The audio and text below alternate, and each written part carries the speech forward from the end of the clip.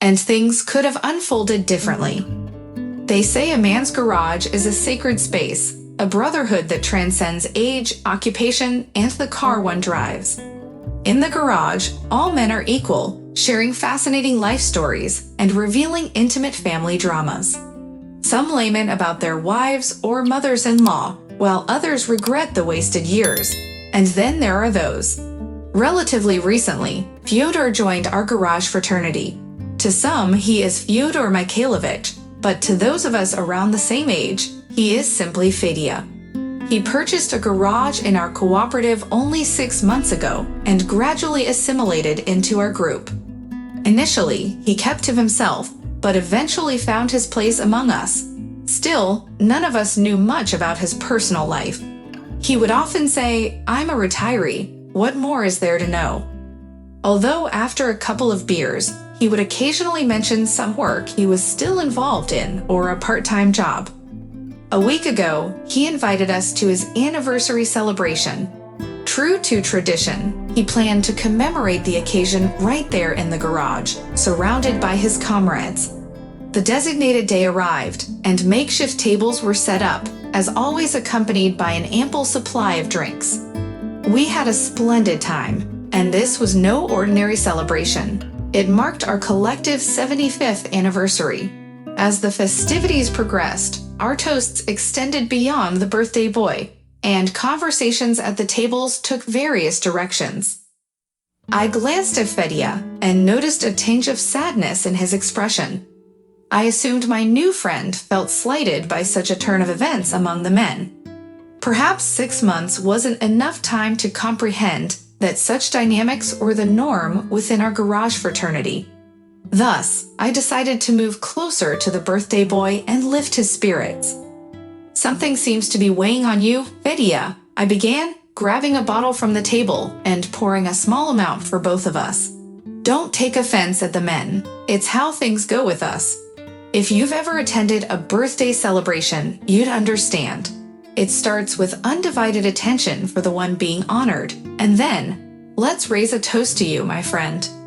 "Petrovich, do you think my sadness stems from the men?" Fedya asked, wearing a peculiar smile but not touching his glass. "Why then?" I inquired, taken aback. "I was just thinking that we'd continue for another hour or two, enjoying ourselves," Fedya continued, his face still bearing that melancholic expression. "Everyone will return to their families. No matter how much they complain about their wives, they go back to them every day. Am I right to assume you're not in a mood to share anything right now?"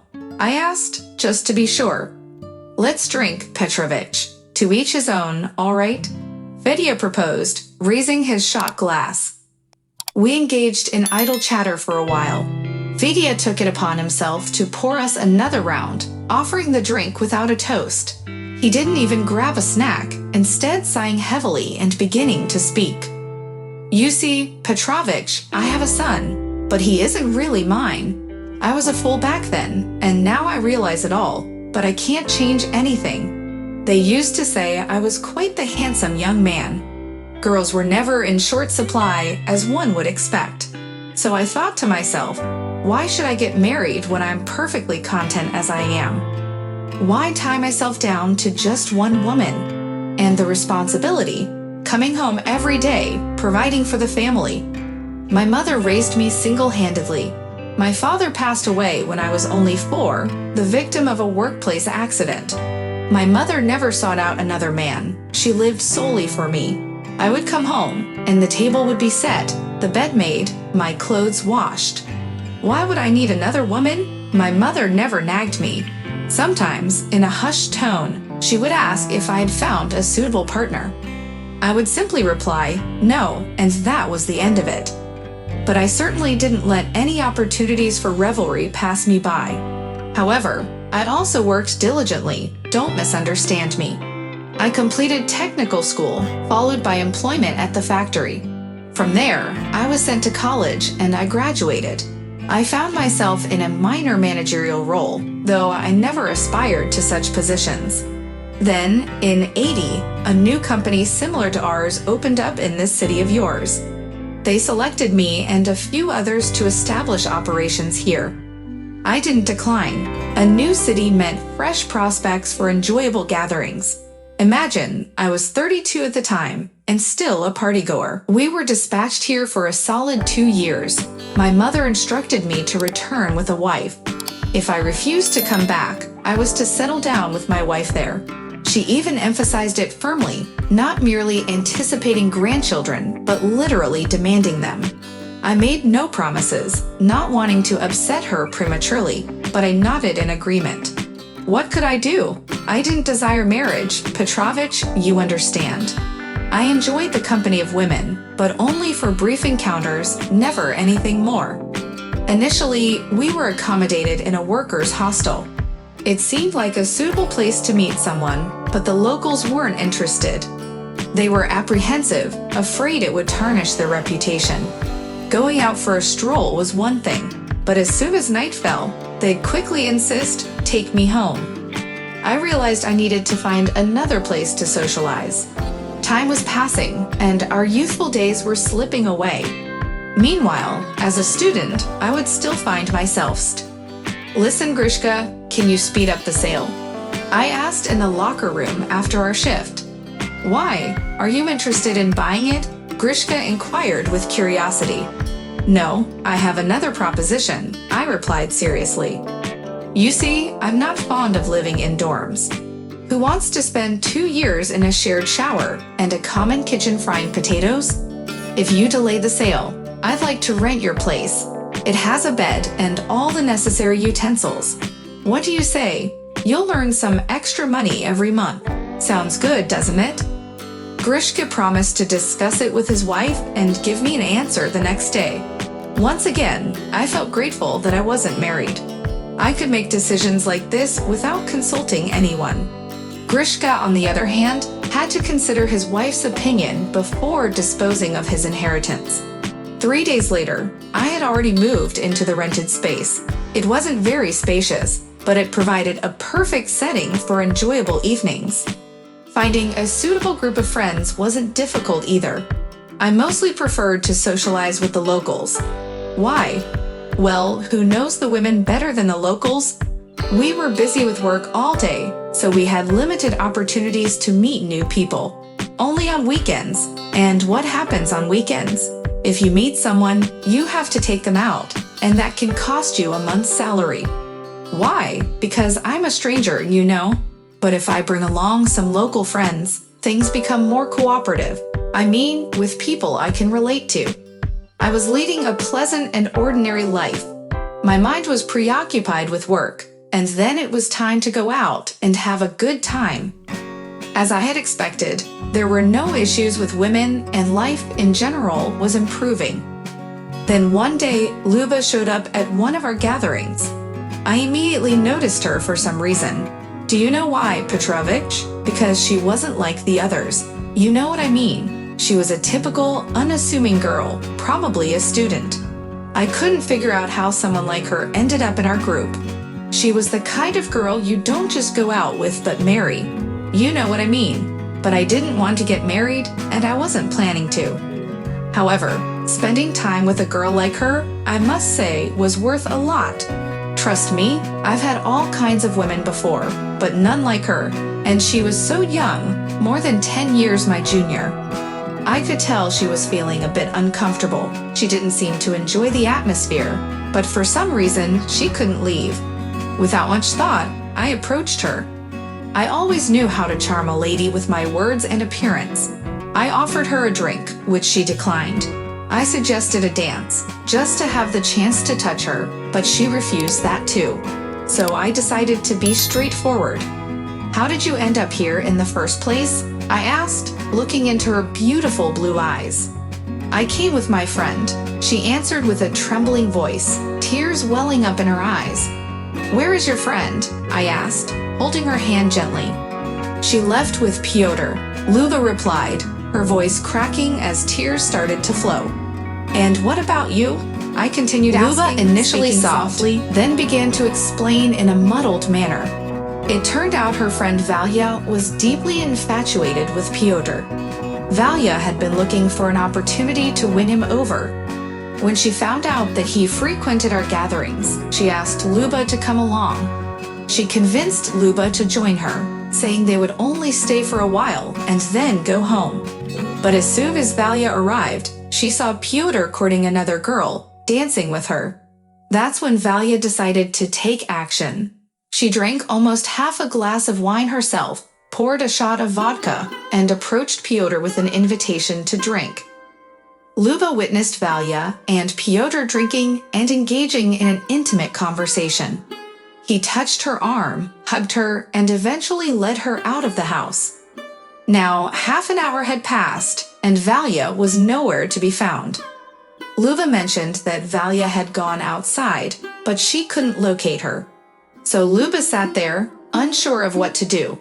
It was dark outside, and she didn't know how to get home. She wondered whether it was worth leaving without waiting for Valia. That's when I realized it was time to play the night and rescue this sweet girl. I was certain it would help me get what I wanted. Peter is a good guy. He won't harm Valentina. Most likely, he'd offered to take her home and talk to her privately. I lied convincingly. Really? Luba asked naively. Well, I think so. I evaded. But let's focus on you. Why should you suffer here? What did your friend promise you? That you'd stay for a short while and then go home, right? Yes, Luba replied, calming down a bit from her tears. Well, you've stayed for a bit, haven't you? Now it's time to go home, just as you planned, I gently insisted. Yes, Luba replied eagerly. Since it's dark outside, it's not safe for you to go home alone, so I can accompany you. Or would you prefer someone else to see you off? Just let me know. I know everyone here, and they can show you the way. Luba quickly scanned the people present, mostly intoxicated men who behaved rather boisterously. No, it's better if you accompany me, Luba said, looking me directly in the eyes. Since I've already volunteered to be your escort, let's at least use each other's first names, I suggested firmly. Luba nodded uncertainly but affirmatively and stood up from the table, ready to leave. I escorted her with utmost respect. There were no hugs, not even touching elbows. I engaged her in conversations about her studies and family, trying to make her feel more at ease. And you know, Petrovich, no matter how many years have passed, I still remember our first encounter vividly. We walked and talked, not covering much distance. At that moment, I felt content. Don't think I didn't fall in love. Perhaps I did, but I didn't recognize the feeling. Regardless, I wanted to relive those moments of escorting and spending time together. I couldn't wait for the week to pass. I realized I was becoming younger when I was around her. I was afraid to touch her, afraid to taint or darken her innocence. She was almost saintly to me, so pure and unique. Moreover, she was the only one who could exert control over me, even though she wasn't aware of it. I recognized it. It was partly frightening and partly intriguing. It felt like danger that pumped adrenaline, you know, and I couldn't find peace because I was afraid of losing those walks and encounters. What if she found someone else, a man? What would happen then? So I decided to play the role of a fence. I started discussing it seriously, and she even took me straight to her parents' house to meet them. Well, not forcibly, of course, but she said it was important for her parents to know who she was with if we were getting married. I had to go along with it. It felt strange to introduce myself to her parents, who were 8 and 10 years older than me. But I didn't care. Luba's father tried to appear serious, but my age didn't bother them. They only requested that we wait a couple of years before getting married and starting a family. They wanted Luba to focus on her studies, just a couple more years. Can you imagine how relieved I was? I thought they were hinting at a wedding, but they made it clear, don't get married. We could go out together, but no touching or marrying, and that was fine by me. With so many opportunities in the rented house where I lived, I had no need for Luba. We continued to see each other as I respect their wishes. I unofficially wouldn't see each other for a week, and then we would go out every night for 5 consecutive days. Strangely enough, Even after a year of seeing each other, we never kissed. I only hugged her once accidentally when she slipped in winter and I caught her to prevent her from falling. And as odd as it may sound, this kind of relationship suited both of us. I knew she loved me, but I didn't care. I was well aware that sooner or later I would grow tired of it all. And as for her, well, she would shed a few tears but eventually find a good man. And so we continued seeing each other. Another 6 months passed, and I realized that in 3 months, it would be time for me to return to my hometown. My 2-year assignment was coming to an end. This realization hit me after receiving another letter from my mother, expressing how much she missed me and how she was eagerly waiting to meet her future daughter-in-law. She knew there wouldn't be a daughter-in-law, but my mother kept holding on to hope. That's when I knew I had to do something. Otherwise, I would be lost. There were only 3 months left, and I couldn't get enough of Luba. No, I still didn't want to get married and see her every day. But I couldn't give up this young flower with her innocence. I had become accustomed to seeing her and knowing she was mine. I realized I was under her power, even though she didn't comprehend it. It's something that can't be explained in words. Petrovich, do you understand? So, day after day, I tried to come up with a plan quickly. I needed to decide what to do, and I couldn't find a better solution than tarnishing that purity. I thought that if she stopped being so virtuous in my eyes, I would lose interest in her. How would I tarnish her? Well, so I slowly started discussing the matter, suggesting that she would soon graduate from the institute, and we would celebrate that and plan our wedding. After all, we hadn't even kissed yet. Maybe it was time to act like adults? I could see from her eyes and reaction that she was scared, but also intrigued. She believed every word I said without any reservation. If I said it was necessary and the right time, she would agree in advance, no matter how frightened she was. She asked for a few days to think about it. She said she couldn't do it right away, but would let me know when she was ready. She trusted me to help her make up her mind because she was scared. So for 4 days, we didn't see each other. Then, one evening after work, I saw her waiting for me at my workplace entrance, scanning the crowd of people leaving. I noticed her friendly wave and smile. We went for a walk in the park as usual. She immediately said, "Tomorrow is the day we talked about." That's when it hit me like a lightning bolt. Tomorrow was the night we had a big event planned. I didn't want to miss the party, but I also didn't want to delay things with Luba. I wanted to resolve it quickly and end the suffering. I wanted to stop treating her like an icon and being afraid to touch her, Petrovich. So I suggested a compromise. Let's do it this way. I'll invite guests for the occasion. We won't disclose what we're planning, but you'll know it's all in honor of a significant moment in your life. Then you can relax and let loose. Have some light wine to make it pleasant and painless, and then Luba didn't resist. She hesitated a little, but I convinced her with persuasive arguments, and she agreed. That was fine, I thought. And so the day arrived. We had already started the party when I went to fetch Luba. By the time we returned home, the party was in full swing.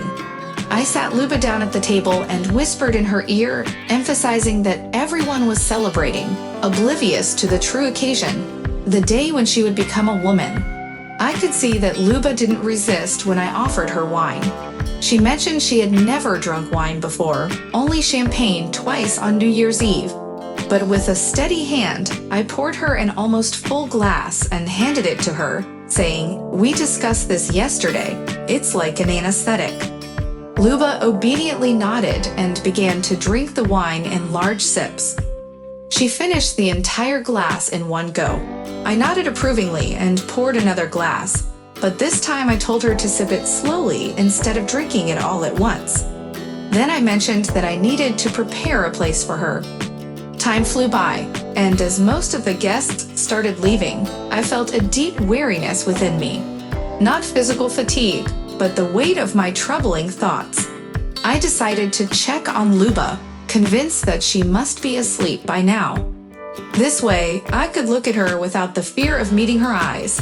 to see if she still remained a saintly figure or had transformed into someone like everyone else. But things didn't unfold as I had hoped. 2 months had passed, and I had less than a month left before leaving for my hometown.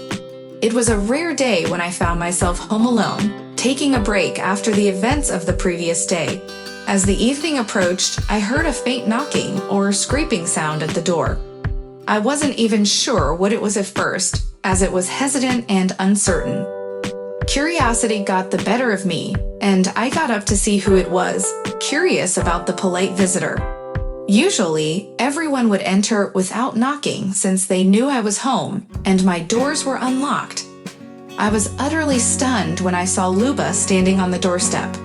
The first instinct I had was to quickly close the door, realizing that letting her in would make it difficult to get her to leave. When we faced each other, she took a step back. "What are you doing here?"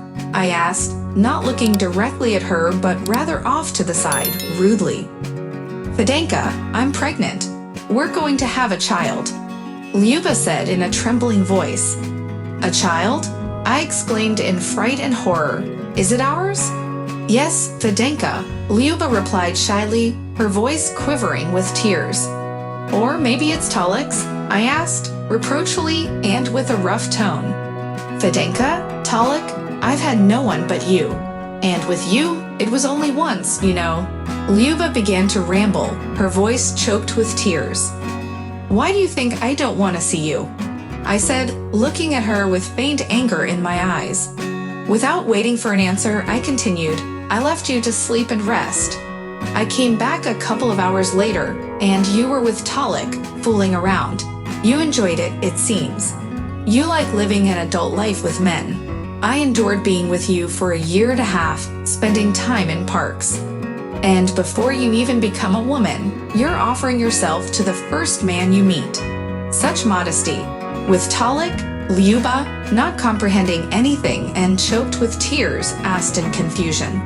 "I don't remember anything, Fidenka." "But I remember everything," I harshly declared and decided to further lie for the sake of convincing her. "I did beat up Talik, of course, but you couldn't forgive me and still can't. I thought I could, but I couldn't, especially now when you're pregnant, and it might be Talik's." "Fidenka, Luba tried to say something through her tears, but was already quite tearful and couldn't find the words. "I don't want to see you anywhere. Do you hear?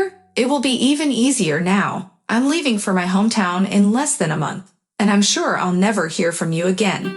And I really hope you won't appear before me before I leave here either. That's all I have to say." After those final words, I resolutely turned around and went back into the house without even glancing back. Luba was sobbing loudly. Through the window, I saw her standing in the yard for a while, her face covered with her hands, crying intensely, and then she left. I don't know whether Luba's appearance was intentional or coincidental, but we never crossed paths again. To be honest, I was afraid that her father would come looking for me, and for a few days, I walked around cautiously, constantly looking over my shoulder. But nothing happened.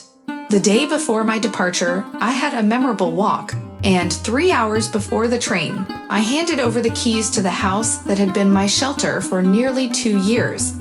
I carried 3 large suitcases filled with belongings I had accumulated during that time. Life back home was familiar and comfortable. Even in the 90s, everything was going well for me. I suppose I'm the kind of person who can adapt to any circumstances. While others were struggling to survive during that time, my business was thriving. My old drinking buddies helped me out. You know, it might be embarrassing for me to confess to an old gray-haired man like you how I earned my living, but it's a part of my life story, isn't it? Even if I told you I worked as a driver or security guard, you wouldn't believe me, Petrovich. But I know it's not true. I ran brothels. Petrovich, do you understand? Whether you choose to judge me or not, accept it as a fact. That's how I lived back then. And when I made a substantial amount of money in that business, I decided to legalize it. You know, that's what everyone did back then. It's one of those things where people say, Don't ask me how I made my first million. My brothers gave me a business idea after that, and I opened a funeral parlor. You wouldn't believe how profitable it is. Even today, it continues to be lucrative. One might think it's time for me to retire with enough money to last until my death, but I can't. I can't confine myself to four walls, you know. I always have the urge to do something. And who would I leave my profitable business to? My mother passed away a long time ago, and I never had a wife or children that I know of, nor do they know about me. So I continue to carry on. I hired a manager, and I go to work when I feel like it and have the drive. Then, my life took a dramatic turn a year ago. Fate brought me back to this small town from my hometown. During those 2 years, I had become close friends with a man here, like brothers. He left with me back then, and in my hometown, he found a family and had children. But he expressed the wish to be buried in his native town, next to his mom, dad, and his brother, who had passed away in the 90s. And a year ago, my friend, my brother Seema, died. His widow came to me immediately, asking me to fulfill her husband's last wish. She wanted me to handle the transportation of the body and all the necessary arrangements. How could I refuse? In my hometown, I could have done it all with even more ease, but it was Seema's will, you understand. I handled everything skillfully, and at the appointed time, we were all gathered at the graveside, where the priest conducted the necessary rituals over the coffin. I stood there silently, bidding farewell to Seema, realizing that my time would come sooner or later. The farewell ceremony seemed to go on for a while. Either the priest was very young and inexperienced, or it just felt that way to me. As soon as I heard her name, Lyubachka, it felt like a bolt of lightning had struck me. I can't remember how many years it's been since I thought about this town or Lyuba. Even when I had to bury Sioma here, my thoughts were more focused on the glorious years of partying and the available women who were abundant at that time. I didn't remember her at all, believe it or not. And then, she turned her head in my direction, and when our eyes met, it was her. But don't think, Petrovich, that there was any spark or anything of that sort. Yes, she looked stunning. She's in her early 60s now, but she looks like a woman in her prime. Despite the tears and swollen eyes, she looked beautiful. Maybe I'm just not inclined to love, which is why I never truly loved her. Or maybe it was love for her at that time. Who's to say? I looked at her like that, and even thought that I would like to spend the rest of my life with her. Who knows, perhaps something could have ignited. But it wasn't just her I was concerned about, it was my son. Somehow, I was convinced that he was her son, or rather our son. It couldn't be just a coincidence, you know? It was a unique resemblance, like a mirror image of myself. I joined the funeral procession and went to the wake. I didn't have a definite plan yet, but I thought I would figure something out on the spot. At the wake, it became clear that they were burying Luba's husband, who had suddenly passed away due to a heart condition. The man who looked so remarkably like me turned out to be her son. By the time of the memorial feast, another woman in her 40s arrived with 2 children, boys aged 13 and 15. I immediately realized that they were my son's wife and my grandchildren. I listened for a while and learned that my son's name was Kirill, his wife was Olga, and my grandchildren were Misha and Kostik. I wanted to approach them right away, but then I thought it wasn't the right time. People were still grieving. That's when I decided to stay in this town for a while, at least until I found out the truth, although I was already certain that the son was mine. You see, Petrovich, I have a sense of purpose in life now. I have a son, grandchildren. I have someone to pass my business on to, you understand? I rented an apartment for a month and started gathering information about their lives, where they lived, and where they worked. I was undecided whether to approach my son or Lyuba first. Eventually, I decided it was better to bring happiness to my son. Why? He had just buried his father, and here I am, his real father. Isn't that a reason to be happy? And not just a father, but a wealthy one at that. I found out that my son runs a car wash. I figured the easiest way to meet him would be to visit him there and see how things unfolded.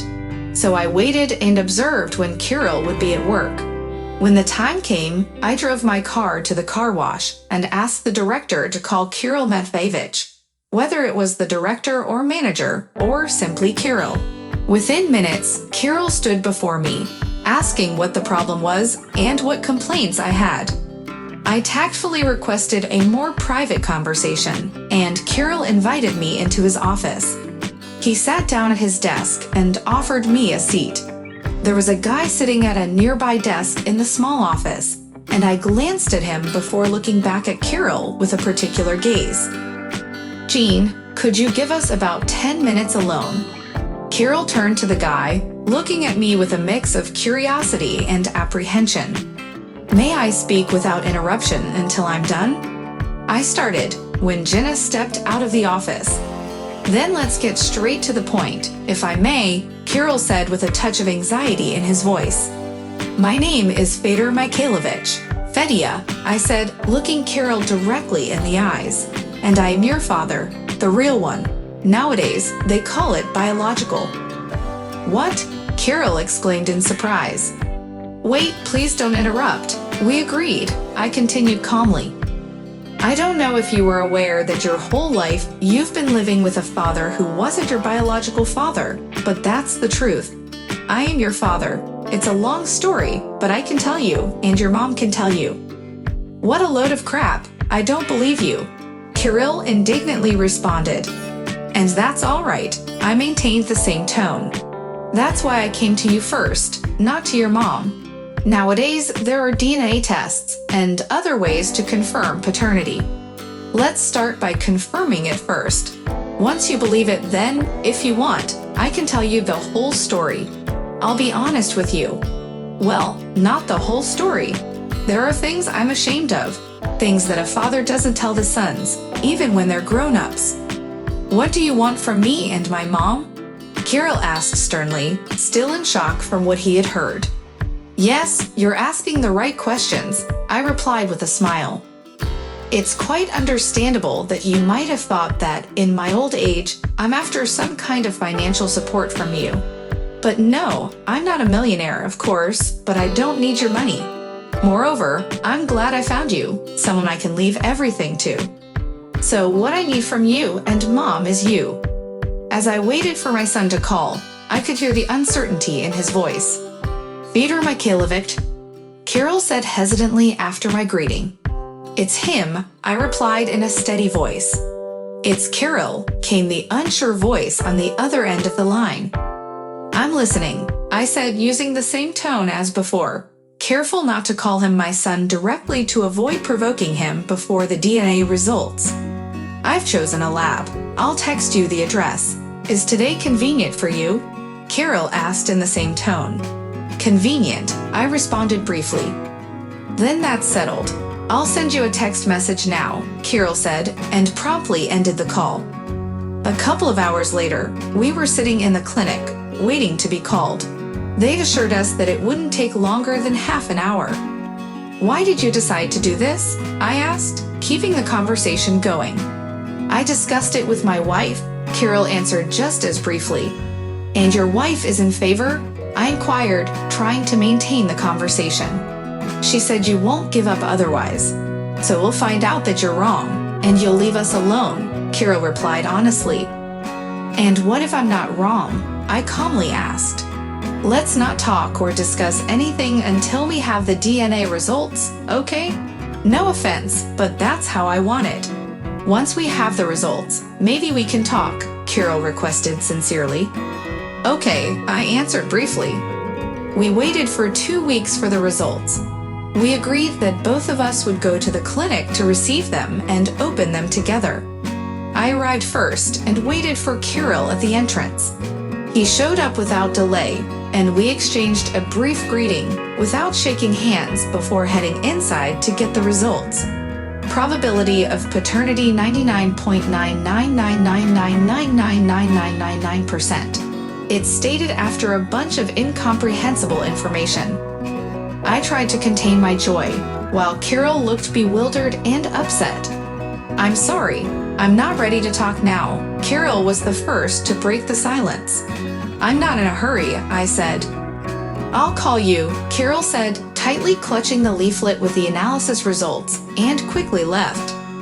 I'll tell you right away, I had to extend the apartment rental for another month, and then another. Carol didn't call me in the third month or the fourth, but I promised to wait, so I didn't seek any meetings with him or Lyuba. Carol only called after 5.5 months. Fedor Mikhailovich, Carol began without any greeting. I understand that you recognize who it is. My family and I have decided that you were never and will never be a part of our family. It was important to you to know you had a son, and now you know. For me, my mom, my wife, and kids, my dad, my mom's husband, and my kid's grandfather are dead. That's the way we want it to be. I hope you understand. Please tell me, does Lyuba know? I asked, trying not to sound too upset. She knows, Carol answered briefly. She told me everything. And you don't want to hear my story? I asked a little more insistently. No, Carol replied after a short pause, and I wish we had never met again. Can I ask you one thing? Just one, I quickly asked before Carol hung up. And then everything will be the way you want it, I promise. Okay, go ahead, Carol said with a hint of relief in his voice. What is it? I ask for the right to make one phone call to you and one brief meeting when I decide, I stated. So you want to call me once and meet me once? Carol asked, somewhat surprised.